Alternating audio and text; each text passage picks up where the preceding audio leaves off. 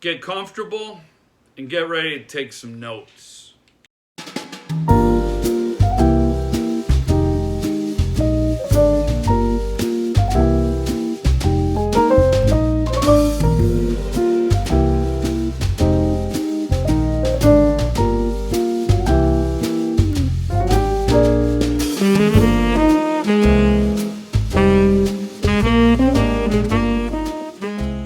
Hey friends, welcome back to the channel. I've been meaning to do a top 10 Stephen King reads video for a while, but during a recent Go Jeff Your Shelf, I believe it was episode number 6, it was discussed, and a few of you mentioned that you'd like to see this sooner rather than later.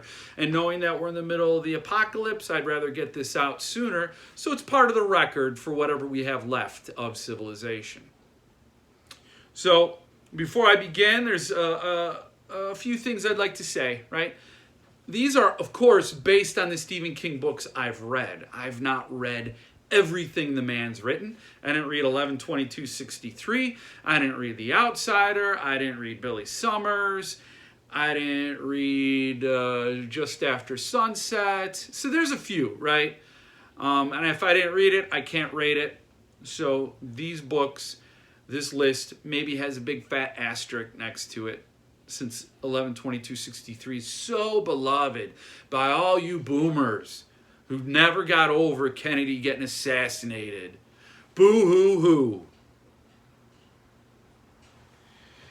And the other thing I'd like to say is that, of course, I don't have a photographic memory, so I don't remember every line of every book, but I do remember what it left me feeling. And so that is really what a reader takes away, the experience, the overall experience, the love of the book, the love of the journey. Maybe they, not the ending so much. Maybe there's a plot hole that you can forgive.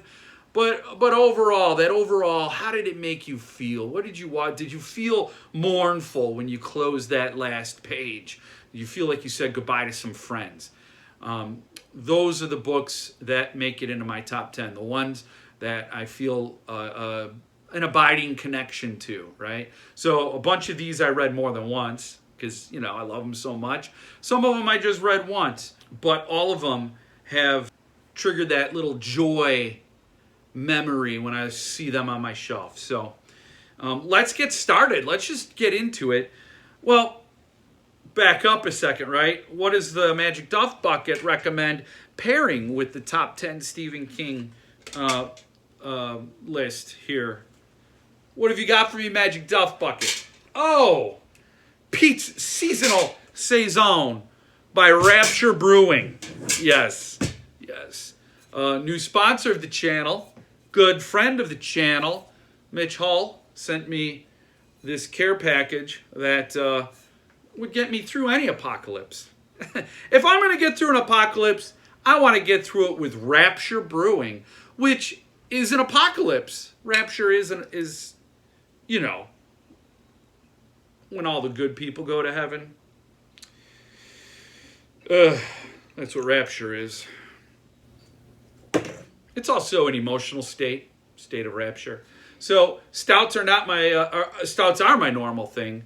Saisons are not, but rapture's about to change that all up. I have a feeling. And when I did my Go Jeff Your Shelf, I drank a Sugarfoot Stout, and I neglected to use my Rapture containing glass. That's what I call it, containing vessel. Because can you really contain Rapture? Mitch, this is a little bit better of a pour. I'm sorry for dishonoring. Oh. Oh, that smells lovely. It's like a bouquet of tolerance. A bouquet of tolerance, because you drink this with 8.5 ABV, and you could tolerate quite a bit, is my point. I gotta wait for it to go down a little bit. So I don't know if people are gonna agree with my top 10. I think there are some that are just obvious, and I'm just going to roll over them because when you get to the top 3, I think a lot of Stephen King top 3s are, let's face it, there's a consensus on the top few. So I'm not really rocking any worlds there. But some of these other ones you may find interesting. And then, you know, you may unsubscribe, maybe.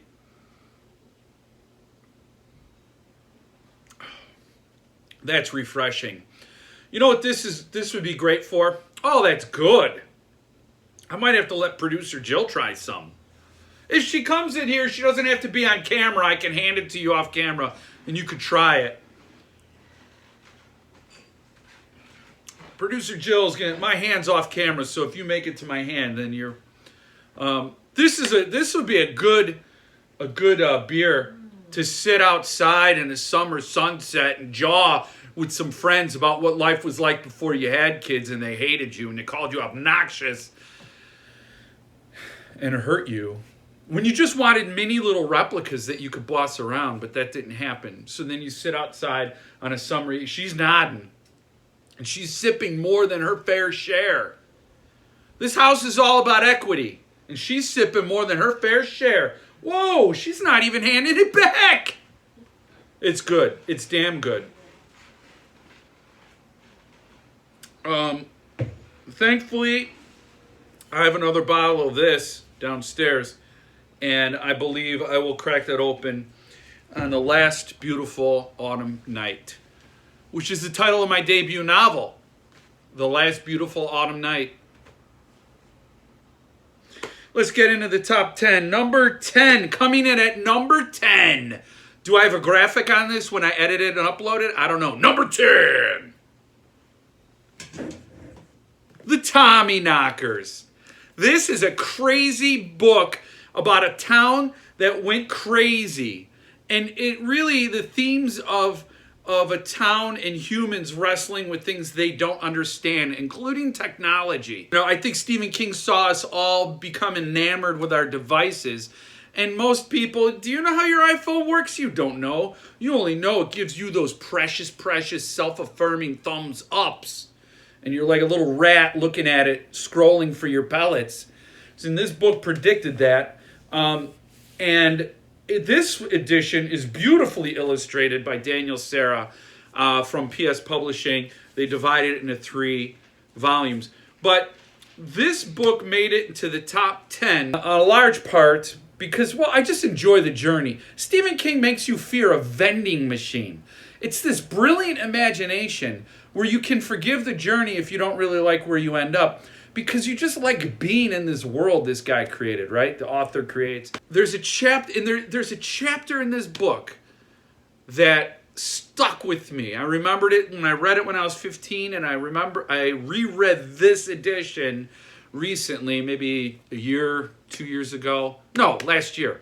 And that chapter was just as horrifying. There's something about dehumanizing people that is at the crux, at the very black heart of horror.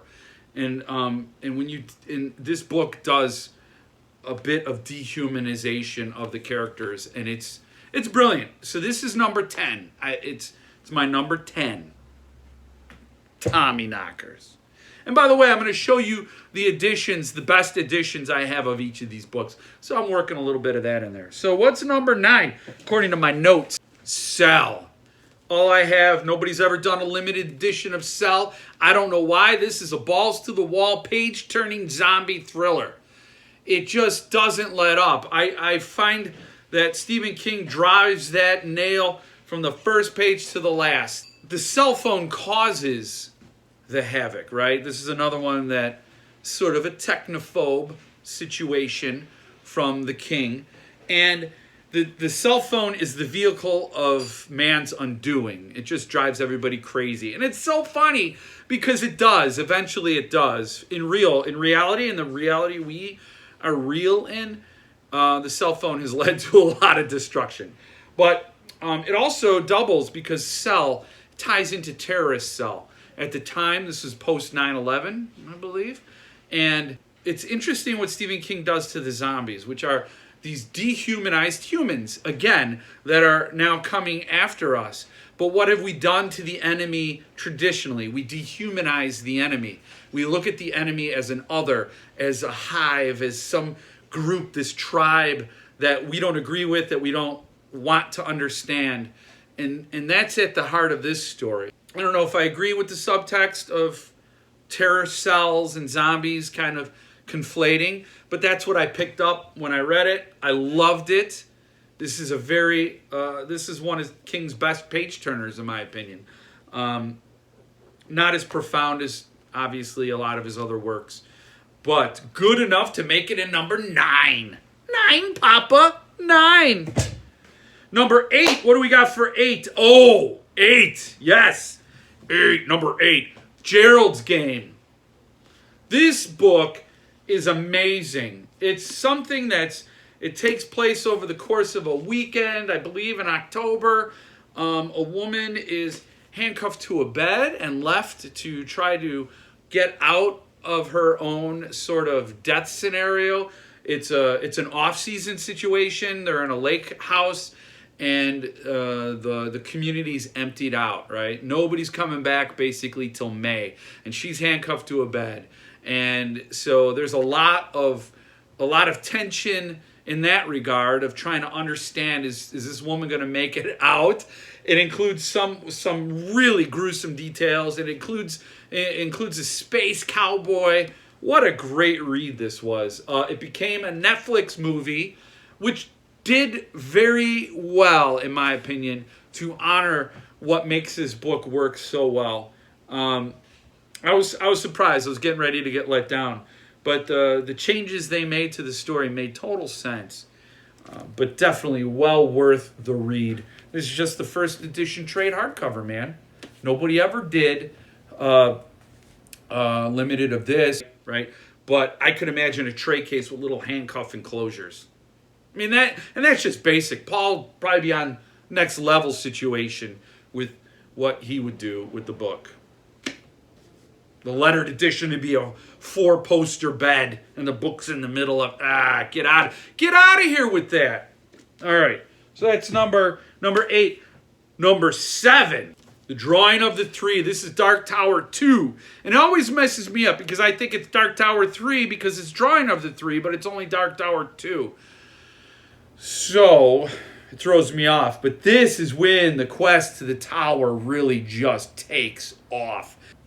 And this is where Roland meets up with the rest of his quartet. And it just sets the stage. It's just, I think, what really put me on the path to the tower was this book. I didn't read this one. I read the Plume trade paperback. This is the second edition, Grant edition, trade edition, not signed. But it has Phil Hale's second go at the artwork. He did the first edition, and that artwork is good. I like it, but I greatly prefer the artwork in the second edition.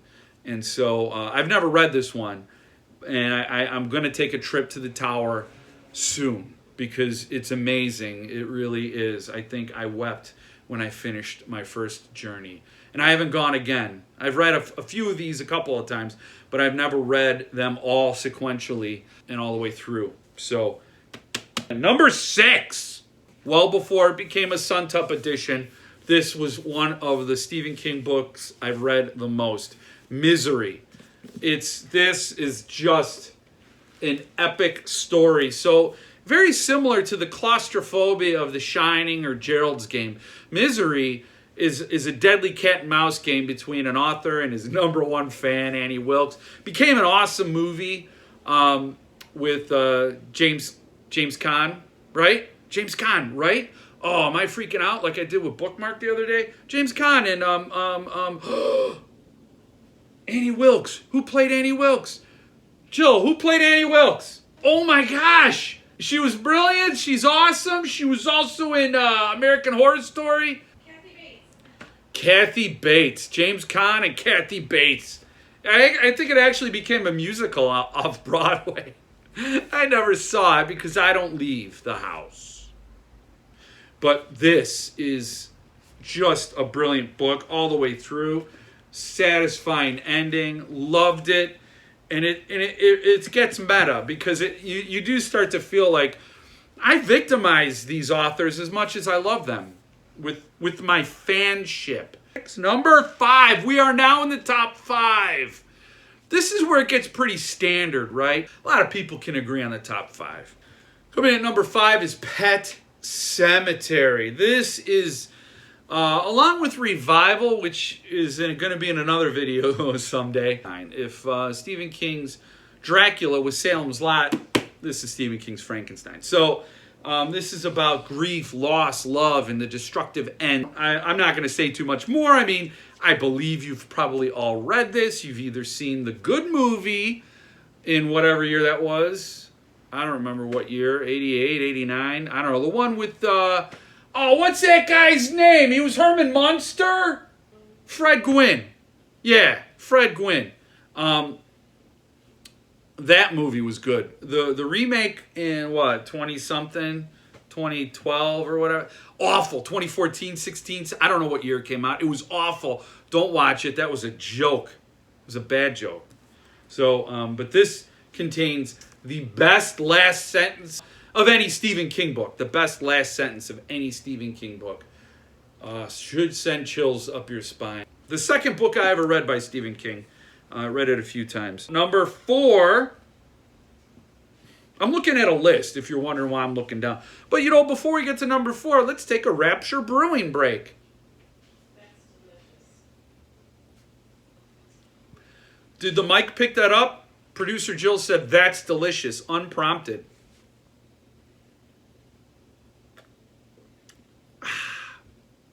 It is really good. Number 4, The Shining. This book has it all. Everything Stephen King is insanely good at. The family dynamic, the isolation, the supernatural elements. It's just the haunted elements. It's just such a great book. I read it. This is the first Stephen King book I ever read.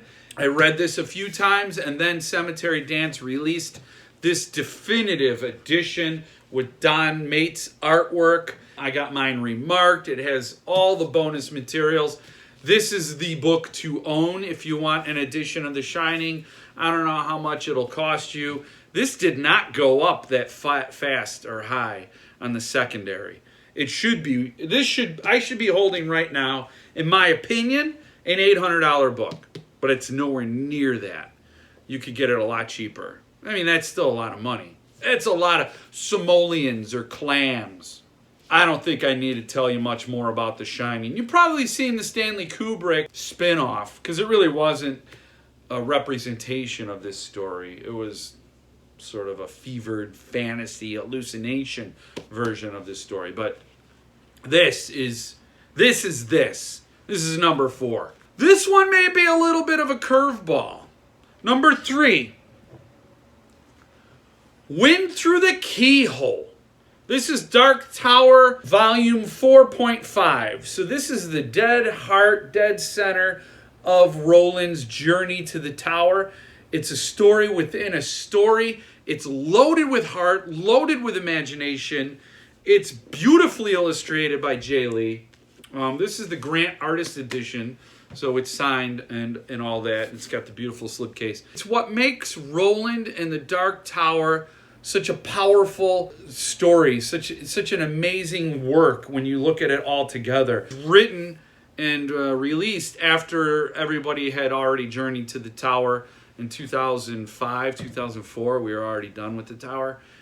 This came out later, and it was a great, and perhaps that's what flavors my reading of it. It brought me back to the tower, to the characters, to the people that I journeyed with for so long, so many years. But this is Stephen King's storytelling at some of its most gripping. It's the heart that beats at the center of the Dark Tower. The top 2 should be no shock. Number 2, the number 2 best Stephen King book is It. This book has the expanse of Stephen King's brilliant writing, the mind, the detail. you do feel like you live a summer with the kids. You do feel like you've come back to Derry 27 years later. The terror is so real, so tangible, that you can't help but be consumed by Pennywise in this story. Bob Gray, Pennywise, the werewolf, the mummy. You see those silver eyes. You get trapped in the deadlights. When you end this book, even though it's one of Stephen King's longest books, you end it too soon. You don't ever want to put this down. I think the miniseries didn't age well. When I saw the miniseries, it's kind of laughable. But the two new movies, I loved. I think they totally did it justice. The power of the imagination of a child when it's weaponized against that child. And when magic was real, we were all kids, right? Nothing was impossible. And what happens when that is the weapon the animal, the beast, uses? And this, of course, is the Cemetery Dance limited edition from 2011, the 25th anniversary edition. This is the first book I ever bought from Cemetery Dance. I did read this book. How could you not? With the wonderful artwork, the Glenn Orbeck artwork. So that's number 2. What is number 1? I think if you've been looking along at home, you could figure out what number 1 is, because there's no way that The Stand was not in anyone's top 10. So number 1 is The Stand. Captain's Trip, Mother Abigail, The Walking Dude, the Boulder Free Zone, right? It does what King did for It to a whole country, right? King's It was very much like Salem's Lot, focused on one town. This, of course, was Derry. The Shining was focused on one hotel. This was focused on all of society, the entire United States. When I read this as a 17-year-old, I was like, bring on the apocalypse, man. Bring it on. I'm ready for it. I'm ready to go rummaging through a deserted 7-Eleven, find my survival needs, and then hook up with the good people of the world and take down the bad people of the world. I'm ready for it. Then you read it as a dad. And you're like, oh my gosh, how horrible. These poor babies, and then you're tender and you're soft and you're weak. And you're useless. Then you have children who think you're obnoxious. I think I already said that earlier in this video. So anyway, this is number 1, The Stand.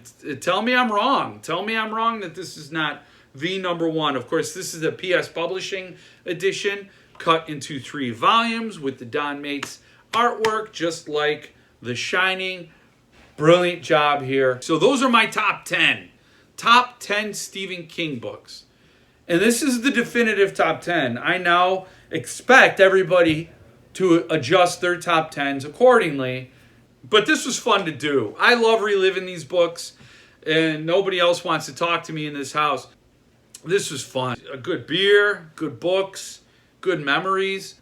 But I encourage you to go out and read Stephen King. Read as much as you want without guilt-free. There's no such thing as guilty pleasure. It should just be pleasure. Enjoy the books. Come to your own top 10 that I'll disagree with. But to be honest, these things change, right? They fluctuate sometimes. Upon a rereading, maybe Needful Things bumps its way into there. I don't know. I imagine if Suntup ever does another Stephen King book, that'll go at my top. But anyway, so that's it. Hope you had fun reviewing these books with me and seeing the editions I have. Some of these are just first editions, trade editions, but they're all loved editions. Every single one. I love these books. What will be next time? I don't know. I'm going to post my Donald Sturrock interview. He was a great man. He talked to me about Roald Dahl and Charlie and the Chocolate Factory and Suntup. So I'll be posting that video. And I got some unboxings, some eBay finds that tie in with Suntup's Q4 announcement. Stay tuned for that. And of course, circle back here on Monday and we could chat. I love that. I love that back and forth. I love talking to you guys and seeing what you think about things. And if anybody knows Without Remorse 23, please tell me. Want a book? Paging Without Remorse 23? Or is it Without 23 Remorse? I don't know. hit me up, and I'll get you your book. So until next time, enjoy a seasonal saison and stay frosty. So that was a whole lot of opinion, some facts here and there. I don't know if I made any persuasive arguments, but I sure did enjoy the whole darned journey. My daughter hates when I say journey. Anyway, stay tuned for more from this channel, including I'm going to do a video of the 5 worst Stephen King reads. Well, depending on how much vitriol this here video kicks up. So check out another video. Maybe subscribe if you're of a mind.